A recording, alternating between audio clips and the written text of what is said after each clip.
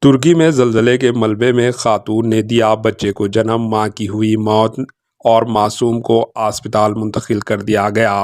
ترکی اور شام میں زلزلے کے بعد ہر طرف چیخ و پکار ہے۔ زلزلے کے ملبے تلے ہزاروں نعشیں پھنسی ہوئی ہیں اور ہزاروں افراد اپنی جان بچانے مدد کے لیے انتظار میں ہیں۔ بچوں کی آنکھوں کے سامنے ماں باپ اپنی جانیں گنوا رہے ہیں۔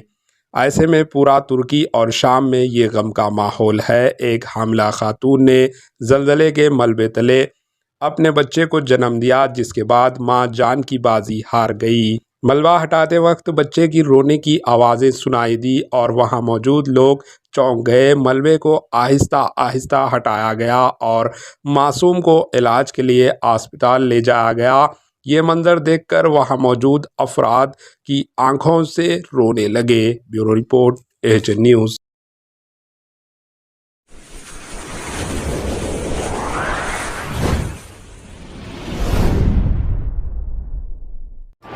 AHN نیوز کو لائک کریں، شیئر کریں اور سبسکرائب کرنا نہ بھولیں۔